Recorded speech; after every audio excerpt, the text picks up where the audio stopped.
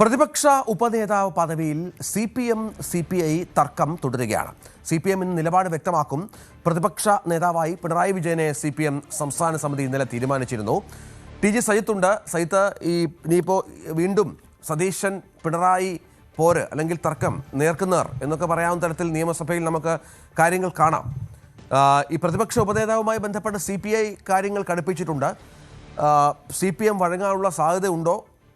നേരത്തെ അത്തരമൊരു പദവി കൊടുക്കില്ല എന്നുള്ള ചില നിരീക്ഷണങ്ങളൊക്കെ വന്നിരുന്നു. എന്താണ് മനസ്സിലാക്കേണ്ടത്? രഞ്ജിത്ത്, എന്തായാലും പ്രതിപക്ഷ നേതാവ് സംബന്ധിച്ച തീരുമാനം CPMന്റെ സംസ്ഥാന സമിതി ഇന്നലെ കൈക്കൊണ്ടതോടെ ഇനി ഉപനേതാവ് ആരാ എന്ന ചോദ്യമാണ്. CPI ഇതിൽ ക്ലെയിമുണ്ട്. പ്രത്യേകിച്ച് തെരഞ്ഞെടുപ്പ് തോൽവി ഉണ്ടായ സാഹചര്യത്തിൽ കൂടിയാണ് ഈ തരത്തിൽ ഒരു സമ്മർദ്ദം ചെലുത്താൻ CPI ശ്രമിക്കുന്നത്.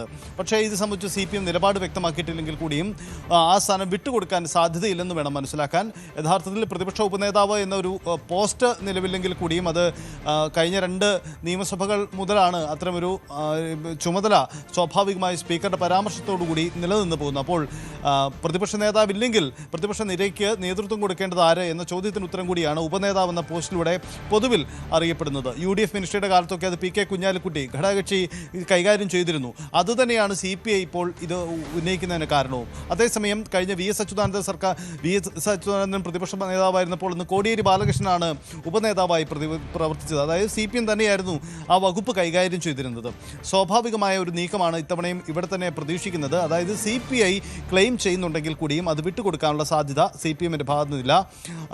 പിണറായി വിജയനൊപ്പം ഉപനേതാവായി KN ബാലഗോപാൽ പ്രവർത്തിക്കാനാണ് സാധ്യത.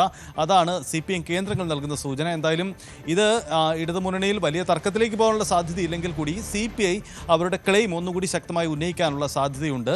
എന്തായാലും ഉപനേതാവ് സ്ഥാനത്തേക്ക് CPM നേതാവ് തന്നെ വരും. അത് KN ബാലഗോപാൽ തന്നെയാവാനാണ് സാധ്യത. ശരി, സയ്യിദ് വിവരങ്ങൾ പങ്കുവച്ചു.